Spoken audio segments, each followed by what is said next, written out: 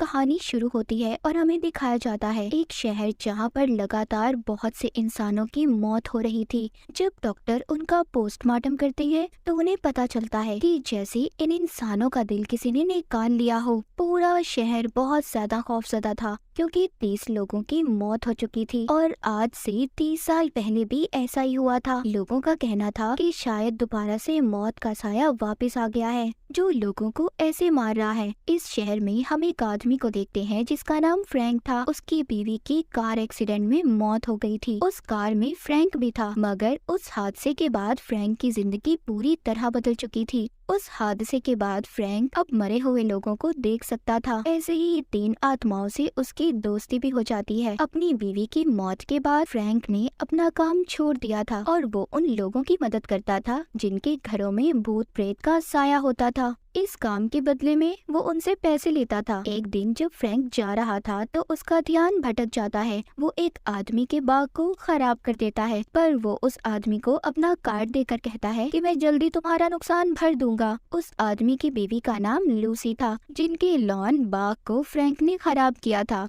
और वो एक डॉक्टर फिजिशियन थी। लूसी एक घर में आती है जिसकी मालकिन एक बुढ़ी औरत थी। उसकी बेटी का हाथ सब्जी काटते हुए जख्मी हो गया था, इसलिए लूसी उसके घर में उसकी बेटी की मरहम पट्टी करने आई थी। लूसी कहती है कि जख्म बहुत गहरा है, आपको अपनी बेटी को हॉस्पिटल लेकर जाना होगा। पर वो बुढ़ी औरत कहती है नहीं, मेरी बेटी कभी भी घर से बाहर नहीं गई और तुम्हारा काम हो चुका है, तुम जा सकती हो। पर लूसी जाते हुए बुढ़ी औरत की बेटी की गर्दन पर कुछ निशान देखती है और पूछती है कि तुम्हारे साथ ये किसने किया, बताओ मुझे। पर वो कुछ नहीं बताती और वो बुढ़ी औरत उसको अपने घर से जाने का कहती है। खैर, अब लूसी अपने घर आ गई थी। रात को जब वो अपने हस्बैंड के साथ घर पर थी तभी सब कुछ अजीब होने लगता है। उसका बेड हवा में उड़ रहा था और घर की भी सारी चीजें हिलना शुरू हो जाती हैं। लूसी उसको देखकर समझ गई थी कि उसके घर में किसी भूत का साया है। अब ये कॉल करके फ्रैंक को बुलाती है। वो आकर कहता है कि मुझे तो ऐसा लग रहा है कि तुम्हारे घर में बहुत ही खतरनाक भूत का साया है, लेकिन मैं इस भूत को बड़ी आसानी से निकाल दूंगा और इसकी मेरी फीस है। पर तुम फिक्र नहीं करो, मैं तुमसे फीस भी नहीं लूंगा और जो मुझसे तुम्हारा लॉन खराब हुआ था उसके बदले मैं तुम्हारा ये काम कर दूंगा।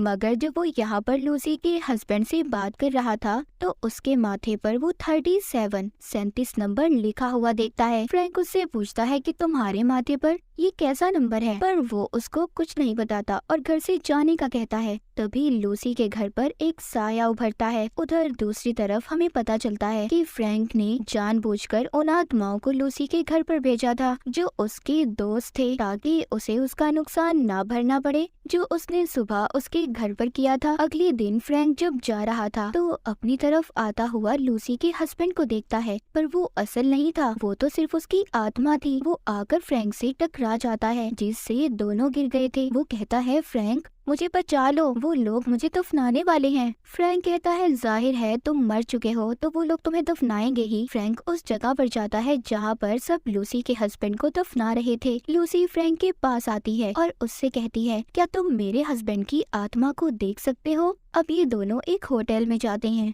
जहाँ पर लूसी फ्रैंक से कहती है कि तुम मेरे हस्बैंड की आत्मा से पूछो कि उसने मेरे पैसे कहाँ पर रखे हैं। फ्रैंक जब उससे पूछता है तो उसे पता चलता है कि लूसी के हस्बैंड ने वो पैसे गलत काम में लगा दिए थे। लूसी जब ये सुनती है तो फ्रैंक को बताती है कि मैं और मेरा हस्बैंड हम दोनों एक दूसरे के लिए बिल्कुल भी ईमानदार नहीं थे, हमारी शादी एक अच्छी शादी नहीं थी। जब ये सब बातें फ्रैंक सुन रहा था तो वो अपना हाथ लूसी के हाथ पर रख देता है जिससे उसके हस्बैंड को जेलसी होती है। उसे बहुत गुस्सा आता है। वो वहाँ पर पड़ा गिलास फ्रैंक के कपड़ों पर गिरा देता है। फ्रैंक के कपड़े अब खराब हो गए थे। जब ये बाथरूम में खुद को साफ करने जाता है तो उधर ही एक आदमी देखता है जिसके माथे पर 38 नंबर लिखा हुआ था, जैसा पहले लूसी के हस्बैंड के माथे पर लिखा था 37। तो फ्रैंक को ये देखकर ऐसा लगता है कि यहाँ पर कुछ तो गड़बड़ है। वो इधर उधर देखने लगता है। इसे लग रहा था कि शायद इधर कोई आत्मा है। तभी उधर अचानक से शीशे में से एक काला साया निकल कर आता है। वो उसी आदमी के दिल के अंदर हाथ डालकर जिसके माथे पर 38 नंबर लिखा हुआ था उसका दिल निकाल लेता है। फ्रैंक भी छुपकर ये सब देख रहा था। वो आदमी जो मर चुका था उसकी आत्मा बाहर आती है। उसके सामने एक दूसरी दुनिया का दरवाजा खुलता है। उसकी आत्मा उसके अंदर चली जाती है। दूसरी तरफ फ्रैंक भी उस काले साए का पीछा करने की कोशिश कर रहा था। वो ये समझ गया था कि जितने भी लोगों की मौत हुई है वो इस काले साए की वजह से ही है, पर वो उसको नहीं पकड़ पाता। उधर लूसी को पुलिस स्टेशन में लाया जाता है क्योंकि पुलिस को अब फ्रैंक पर शक हो रहा था। उन्हें लग रहा था कि जितने भी लोग मरे हैं सबके पीछे फ्रैंक का हाथ है, क्योंकि उस जगह पर फ्रैंक भी मौजूद था। इसीलिए वो लूसी को बुलाकर सारी बात पूछते हैं। वहाँ पर एक FBI का एजेंट था। वो लूसी को कहानी बताता है। कहता है कि जब फ्रैंक अपना घर बना रहा था तो इसी बीच उसकी अपनी बीवी के साथ लड़ाई हो गई। वो अपनी कार में दोनों जा रहे थे, उनका एक्सीडेंट हो गया। उसकी बीवी के माथे पर 13 नंबर लिखा हुआ था। फ्रैंक हमेशा अपने साथ एक चाकू रखता था जो हमें आज तक नहीं मिला, और जब एक्सीडेंट के 2 घंटे के बाद हम फ्रैंक से मिले तो उसने हमें बताया कि उसे कुछ याद नहीं कि उसके साथ क्या हुआ था। दूसरी तरफ फ्रैंक जो बेचारा काफी परेशान अपनी गाड़ी में बैठा था, तभी वो आसमान से एक रोशनी आती देखता है। ये वो रोशनी थी जो आत्माओं को दूसरी दुनिया में लेकर जाती थी। फ्रैंक समझ गया था कि उस जगह पर कोई मरा है। जब ये जाकर देखता है तो अंदर एक लड़का मर गया था। ये उसे देखकर समझ जाता है कि इसको भी उसी काले साए ने मारा होगा जो किसी को भी नजर नहीं आ रहा, क्योंकि उधर फ्रैंक जब उस लड़के की आत्मा देखता है तो उसके माथे पर भी 39 नंबर लिखा हुआ था। यानी कि इसका मतलब ये था कि आज तक वो साया 39 लोगों को मार चुका था। जब फ्रैंक यहाँ से जा रहा था तो वो वहाँ पर एक लेडी के माथे पर 40 नंबर लिखा हुआ देखता है। फ्रैंक समझ गया था कि अगली बारी इस लेडी की है। जब ये उसके पास जाता है तो वो लेडी इसे कहती है तुम्हारे लिए यहाँ पर कोई पैसा नहीं है। तभी उधर पुलिस भी आ जाती है और गन दिखाकर फ्रैंक को गिरफ्तार कर लेती है, क्योंकि जब पहले बाथरूम में आदमी मरा था उधर भी फ्रैंक था और यहाँ पर भी। लेकिन अचानक से वो काला साया फिर से आ गया था जो उस रिपोर्टर को मारने की कोशिश कर रहा था। पर यहाँ पर जो फ्रैंक की आत्माएं दोस्त थी उनमें से एक काले साए पर गोलियां चलाता है, जिससे वो यहाँ से भाग गया था। फ्रैंक भी उस रिपोर्टर को अपनी गाड़ी में ले जाता है, उसे बचाने की कोशिश कर रहा था, लेकिन तभी उसकी गाड़ी का एक्सीडेंट हो जाता है। वो दूर जाकर गिरता है। रिपोर्टर को वो काला साया उसका दिल निकालकर उसे मार देता है। चाहकर भी फ्रैंक उस रिपोर्टर को नहीं बचा पाया था। रिपोर्टर की मौत बिल्कुल वैसे ही हुई थी जैसे उसकी बीवी की हुई थी। अब उसको आहिस्ता आहिस्ता अपनी कुछ पुरानी यादें याद आ रही थी। रिपोर्टर की आत्मा जब बाहर आती है तो फ्रैंक से कहती है तुम्हें मुझे मारकर क्या मिला? तुमने अपनी बीवी को भी मार दिया था। ये सुनकर फ्रैंक थोड़ा सा परेशान हो गया था और खुद ही पुलिस स्टेशन चला जाता है जहाँ पर लूसी भी थी। पुलिस ने फ्रैंक को अब पकड़ लिया था। वहाँ पर FBI का एजेंट फ्रैंक से पूछताछ करता है। फ्रैंक उसको बताता है कि काला साया है जो सबको मार रहा है, पर वो फ्रैंक की बातों पर यकीन नहीं करता। उसको ऐसा लग रहा था कि फ्रैंक सबको खुद मारता है और अपनी तरफ से ये कहानी बना रहा है। उसको खुद भी याद नहीं कि उसने कितने लोगों को मार दिया। वो एजेंट उससे कहता है कि ये सिर्फ तुम्हारा भ्रम है, एक ख्याल है, ऐसा कुछ नहीं है,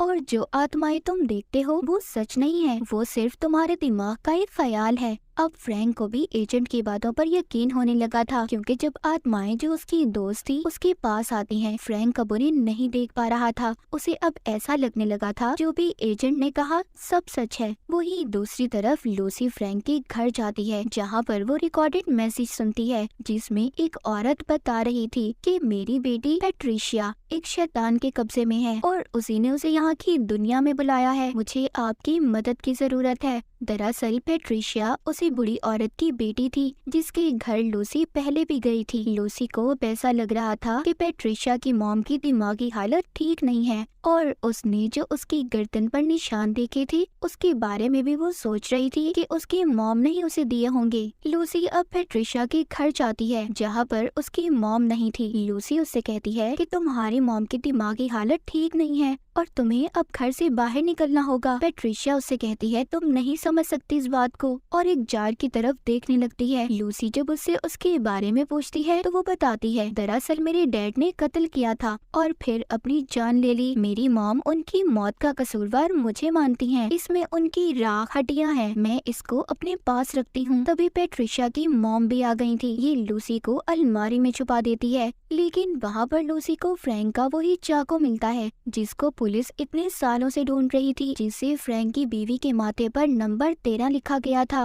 लूसी ये देखकर काफी ज्यादा परेशान हो गई थी। वो किसी तरह उस घर से निकलकर फ्रैंक के पास जाती है। फ्रैंक अब उसकी किसी भी बात पर यकीन नहीं करता, पर लूसी उसको यकीन दिलवाती है कि मेरा यकीन करो, सब ठीक हो जाएगा। इसी दौरान वो लूसी के माथे पर 41 नंबर लिखा हुआ देखता है, मतलब कि अगला शिकार उस काले साए का लूसी थी। तभी वहाँ पर काला साया आ जाता है। फ्रैंक उसको पकड़ने की कोशिश कर रहा था, पर वो उसको नहीं पकड़ पाता। जब वो साया लूसी के दिल में हाथ डालता है, तभी वहाँ फ्रैंक के दोस्तों की आत्माएं आ जाती हैं और साए को धकेल कर अपने साथ ले जाती हैं। पर एक बार फिर वो काला साया लूसी पर हमला करता है, लेकिन किसी तरह अब लूसी और फ्रैंक जेल से निकल आए थे। फ्रैंक किसी भी तरह लूसी को बचाना चाहता था, क्योंकि वो उससे प्यार भी करने लगा था। फ्रैंक खुद को मारना चाहता था ताकि उसकी आत्मा उसके जिस्म से अलग हो जाए और वो उस काले साए का मुकाबला कर सके। लेकिन इससे पहले गोली चलाकर वो अपनी जान लेता, लूसी उसको रोक लेती है और उसे कहती है एक और रास्ता भी है, क्योंकि लूसी डॉक्टर थी और वो बहुत कुछ जानती थी। वो फ्रैंक से कहती है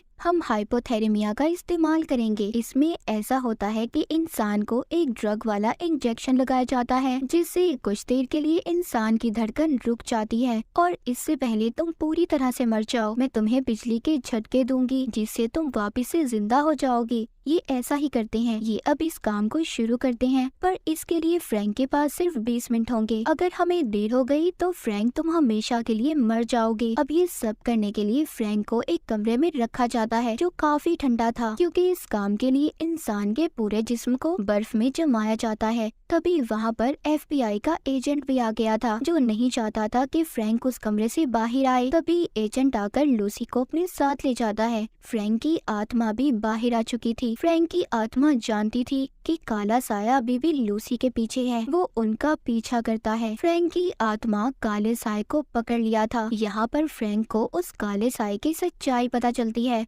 दरअसल वो काला साया एक आदमी की आत्मा थी, जो एक डॉक्टर था, जिसने कई साल पहले हॉस्पिटल में 11 लोगों को एक साथ मार दिया था। और वो ऐसा इसलिए कर रहा था क्योंकि वो दुनिया का सबसे बड़ा कातिल बनना चाहता था। इन सब कामों में उसका साथ किसी और ने नहीं, बल्कि पैट्रिशिया ने दिया था, जो उस वक्त नर्स थी, मगर उसकी उम्र उस वक्त सिर्फ 15 साल थी। इसीलिए उसे उम्र कैद की सजा हो गई और उस डॉक्टर को सजाए मौत। अब जब फ्रैंक उस डॉक्टर की आत्मा को मारने की कोशिश कर रहा था, तभी लूसी उस कमरे में पहुंच जाती है जहां पर फ्रैंक का जिस्म था। वो बिजली के झटके लगाकर उसे दोबारा से जिंदा कर देती है, पर फ्रैंक ने आने से पहले उस काले साए की चादर को उतार दिया था। अब वो किसी भी इंसान के जिस्म में हाथ डालकर उसका दिल नहीं निकाल सकता था। फ्रैंक बताता है कि डॉक्टर की आत्मा वापस आ गई है और सबको मार रही है। तुम्हें पैट्रिशिया को घर से बाहर निकालना होगा। लूसी अब ऐसा ही करती है। वो उसके घर जाती है और पैट्रिशिया को अपने साथ बाहर जाने का कहती है, पर उसकी मॉम ने मना कर दिया था। वो कहती है पैट्रिशिया कहीं पर भी नहीं जाएगी। लूसी उससे कहती है कि फ्रैंक का चाकू तुम्हारी अलमारी में क्या कर रहा था। तभी ये सुनकर पैट्रिशिया की मॉम अपने कमरे में जाती है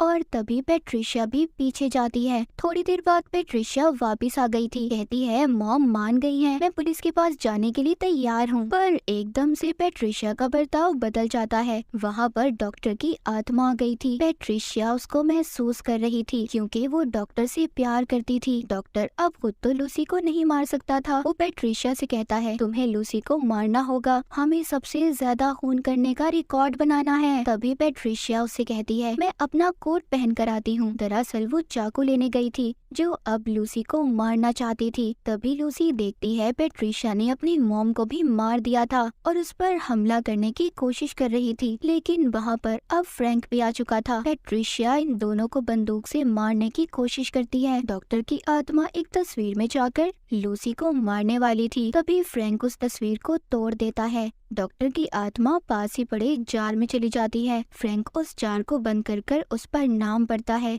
जिस पर डॉक्टर का नाम ही लिखा हुआ था। इसका मतलब ये था पैट्रिशिया ने झूठ बोला था कि इसमें उसके डैड की हड्डियां हैं। लूसी फ्रैंक से कहती है हमें इसको एक चर्च में लेकर जाना होगा अभी उसी हॉस्पिटल में जाते हैं जहाँ पर कई साल पहले डॉक्टर ने लोगों को मारा था, मगर अब वो हॉस्पिटल बिल्कुल वीरान था क्योंकि उस हादसे के बाद हॉस्पिटल को बंद कर दिया गया था। फ्रैंक जब यहाँ पर आता है तो देखता है वहाँ पर उसको सारे पुराने ख्याल नजर आ रहे थे। फ्रैंक वहाँ पर सभी खून होते हुए देख रहा था जो कई साल पहले इस हॉस्पिटल में लोगों को मारा गया था। तभी यहाँ पर पैट्रिशिया भी आ गई थी और वो एजेंट भी जो इस केस की इन्वेस्टिगेशन कर रहा था। उस एजेंट के हाथ में वो जारा चाहता है जिसमें डॉक्टर की आत्मा और हड्डियां थी। वो उस जार को खोल देता है। डॉक्टर की आत्मा अब आजाद हो चुकी थी। वो फ्रैंक को भी मारना चाहता था। तभी उधर पैट्रिशिया आ जाती है जो फ्रैंक को मारने वाली थी, लेकिन फ्रैंक जानबूझकर नीचे गिर जाता है और गोली एजेंट को लग जाती है जिससे एजेंट की वहीं पर मौत हो गई थी। यहाँ पर फ्रैंक को अपनी मरी हुई बीवी का ख्याल आ रहा था जब उसको पैट्रिशिया और डॉक्टर की आत्मा ने मिलकर मारा था, जो चाहकर भी फ्रैंक कभी याद नहीं कर पाया था। फ्रैंक नीचे गिरने की वजह से काफी जख्मी हो गया था। यहाँ पर पैट्रिशिया और डॉक्टर की आत्मा भी आ गए थे। पैट्रिशिया फ्रैंक पर गोली चलाने वाली थी मगर बंदूक में गोलियां खत्म हो जाती हैं, इसीलिए पैट्रिशिया उसका गला दबाकर उसे मार देती है। लूसी चाहकर भी फ्रैंक की मदद नहीं कर पा रही थी क्योंकि उसको डॉक्टर की आत्मा ने पकड़ा हुआ था। लूसी फ्रैंक को नहीं बचा पाती, पैट्रिशिया ने उसे मार दिया था। अब वो लूसी को मारने आती है। तभी वहाँ पर फ्रैंक की आत्मा आकर उसे पकड़कर अपने साथ दूसरी दुनिया में ले गई थी और डॉक्टर की आत्मा से कहती है, अगर तुम पैट्रिशिया को बचाना चाहते हो तो आओ इसे बचा लो। वो भी उनके पीछे जाता है और फ्रैंक की आत्मा से पैट्रिशिया को छुड़वा लेता है। कहता है हम वापस जा रहे हैं लोगों को मारने। तभी वो दरवाजा नर्क जहन्नुम का दरवाजा बन जाता है। वहाँ पर एक बहुत बड़ा क्रिएचर इन्हें अपनी तरफ खींच लेता है। दूसरी दुनिया जो अच्छे लोगों की थी, वहाँ पर फ्रैंक को वो आत्माएं मिलती हैं जो दुनिया में इसके दोस्त हुआ करते थे, अब उनको भी मुक्ति मिल चुकी थी। वहाँ पर फ्रैंक अपनी बीवी को भी देखता है जो फ्रैंक से कह रही थी, फ्रैंक जाओ खुश रहो, क्योंकि अभी फ्रैंक का वक्त नहीं आया था। फ्रैंक की आत्मा वापस से अपने जिस्म में आ गई थी, यानी कि वो जिंदा हो गया था। अब वो और लूसी दुनिया में खुशी खुशी अपनी जिंदगी गुजार रहे थे। साथ ही साथ लूसी के अंदर वो पावर्स ताकतें भी आ चुकी थी, वो भी अब आत्माओं को देख सकती थी। लूसी और फ्रैंक अब हंसी खुशी अपनी जिंदगी गुजारेंगे और इसी के साथ ही कहानी यहीं पर खत्म हो जाती है।